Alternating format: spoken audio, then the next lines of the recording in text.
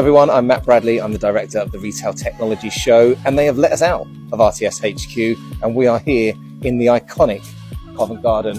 Massive retail brands surrounding me. I've got Dr. Martens here to my left. There's Tiffany & Co over there to my right. And we are here to meet a man who's gaining a reputation of everything he touches turning to gold. He's the founder of Nobody's Child. He's Andrew Xeni.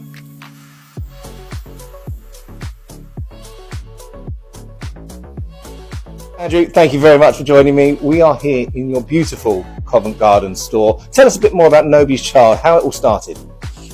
Fundamentally, we come from a manufacturing background as a family. I pursued my passions in technology. My brother then challenged me to apply some of that learning, and why can't we have our own brand? It can't be that hard to have a website. Clearly very naive. And so Nobody's Child was born. It was our own ambition and aspiration to deliver responsible and ethical fashion. Back then, it was before sustainability featured in anyone's vocab, but we had a vested interest in our own factories and supply chains, so we knew we could deliver ethical fashion. And that was really the beginning of what's become an incredible, now into our 10th year. So we're here in Covent Garden store. How many more stores are there? Well, we've got 4 in total. We have an ambition to open a few more. We're not going to get too excitable. We're keeping things tight. We already have a strong presence across our partner network, which is great. So the brand remains accessible, but at the same time, the stores give us a direct channel to speak to those customers. You don't always get that opportunity online only. So we want to have a good balance. Yeah, I mean, Nobody's Child has really gone from strength to strength. And I alluded to outside that you're getting a bit of a reputation of everything you touch turning to gold. Tell me a bit more about Fabicus. I'm really excited about this. It's been an interesting journey for me. Obviously, the two basically started around the same time and operated concurrently in their own little universes. Fabicus was my passion and ambition to fix a problem in the value chain that I was, I knew so intimately. And of course, Nobody's Child was pursuing a direct-to-consumer proposition, leveraging our manufacturing capability.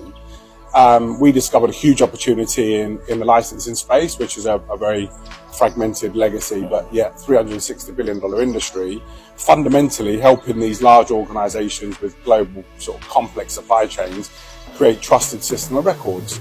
And then with all the incoming legislation, the stars really aligned for us, where everything that we've built and invested so heavily in over the last sort of 6 years lend themselves incredibly well now to fixing the same challenge that these large vertical brands and retailers are facing into. So I still coexist. Obviously, I've got a great CEO running Nobody's Child for me, and I operate as CEO at Fabicus. But they're both like every person's children. You can't tear them apart. No, you can't choose favourites, can you? No, you can't definitely not. We're going to hear from you at the Retail Technology Show, which obviously we're really pleased about. You sit on our advisory board, so thank you for all your advice and help around that. What can we expect to hear from you at the show itself? I mean, for me right now, what I'm trying to get across, I get this incredible opportunity to speak to some of the most incredible global leadership teams across some of the largest organizations. And if I'm given that airtime, there's a lot of emphasis around technology and AI and adopting tools. But one of the root causes of where this normally falls over is if the business is not ready to embrace that change culturally, it doesn't actually matter what tool you give them. So one of the things that, I've witnessed firsthand and lived through firsthand is having a team that truly embraces that change and evolution is much more effective than those that don't, but yet have the same tools. We all have the same toolkit accessible to us. So I really want to be able to speak to the masses, and thankfully that platform that you kindly invited me to, really to help them understand from my learnings that culture will drive change, and that conviction and passion will really deliver it. And you're speaking from experience. You've instilled that culture here at Nobody's Child, and you're seeing the difference. Absolutely. Yeah. I mean, half of the things that my team are doing today, I find out through LinkedIn. I don't even get into the detail because they're running off and doing it, and they passionately know what they want to be doing as a brand. They know where we want to be as a brand. And so by empowering them, they're delivering the change on their own. And it works incredibly well. We've got a great dynamic that I'm proud of.